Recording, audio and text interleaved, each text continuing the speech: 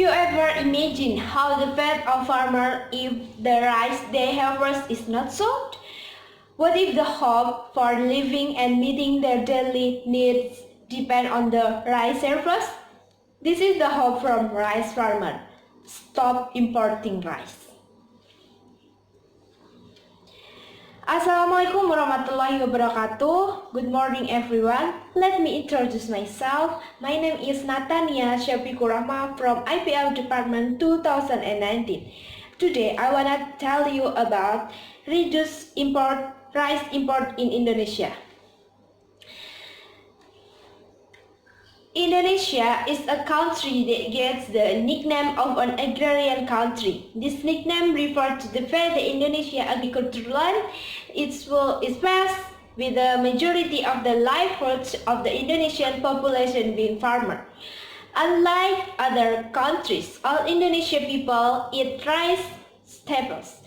But even though Indonesia is an agrarian country, the government of Indonesia country to cultivate import of rice from outside. Then, what is the fate of rice import in Indonesia? Whose life depend on the harvest? What if they cannot pay for their children's school fees because their crops are not sold?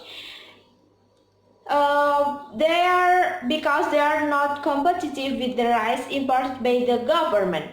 Now, I will explain to you all about the fact that the government import rice, and then what are the impact of the rice import in Indonesia and how they reduce rice import. On the last, I will summarize my presentation. The first fact of the ground that the Indonesia government import rice is there is an increased data every year. This is data from BPS and other article in internet. The highest rice import in Indonesia occurred in 2018, totally 2.25 million tons. When compared with the previous year rice import data, this figure is the highest compared to the 2015 until 2022.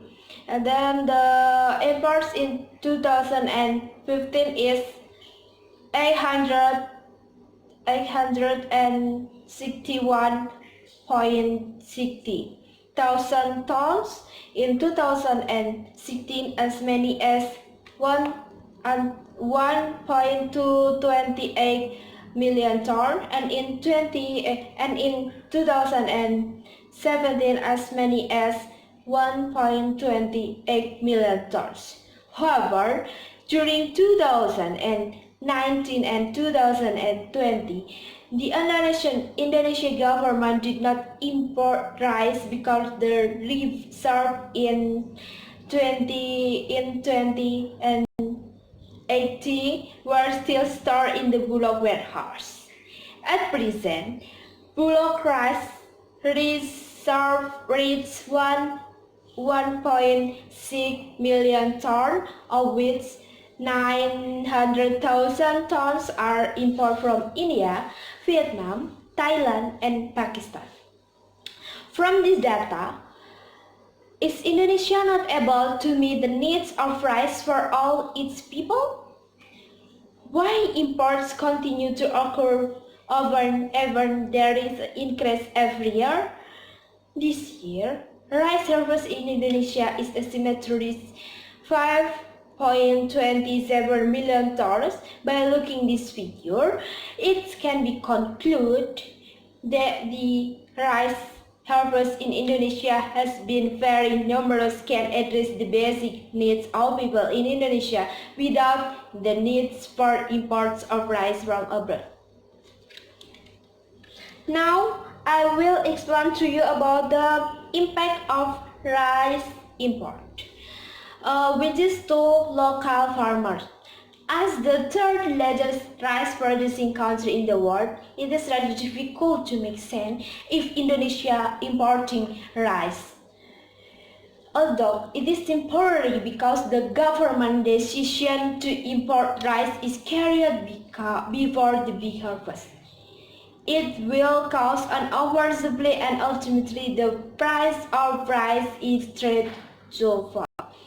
The import rice will later be sold at a maximum price of medium type rice, which is 10,000 per kilogram.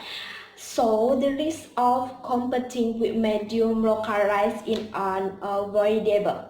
This government decision is considered not in favor of the interests of farmers, but the government reasoned the import were done to reduce the price that the market did not continue to soar. And the most important is the fall in price of harvest rice from rice farmer. When the rice harvest in Indonesia can meet the needs and stock of rice in the National Logistic Agency without having to import rice from other countries. And then, next, let me describe how to reduce rice import in Indonesia. The first way the rice government produce herself by especially rice. Rice self-sufficient is the ability to meet and needs of food ingredients themselves without buying an outside package, especially rice staples.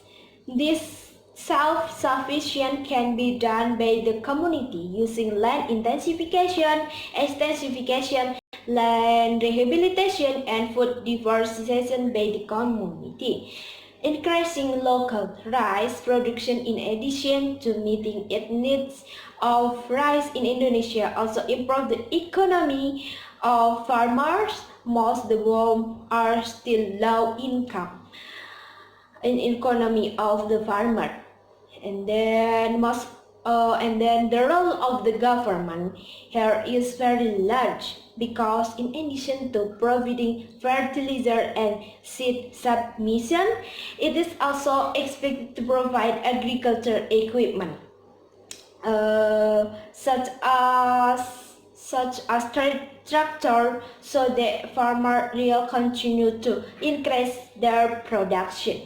The subsidies should be described evenly to various regions so that each region can provide maximum rice supply. Second, after local rice production is sufficient, the government has the role to promote the farmer production so the rice farmer have the opportunity to compete in selling their crops to improve their welfare. As one research in Yogyakarta did, though this is Instagram account Kill the DG. He promoted the rice yield of the Prambanan people. With this step, it is expected that the price of the local rice produced by Prambanan farmers will be known to people in Indonesia and has a high selling price. Otherwise, carried out by the government can reduce rice import and increase local rice production in Indonesia. And then, Indonesia is an agriculture country that ironically even import rice from abroad.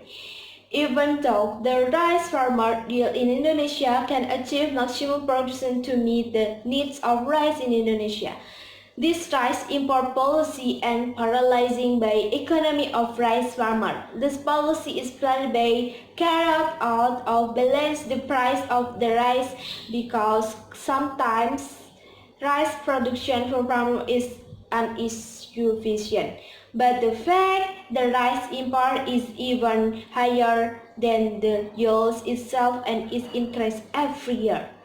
The government needs to review the policy to reduce and even limit the rice import and replace it with a policy of increasing its sufficiency in each region.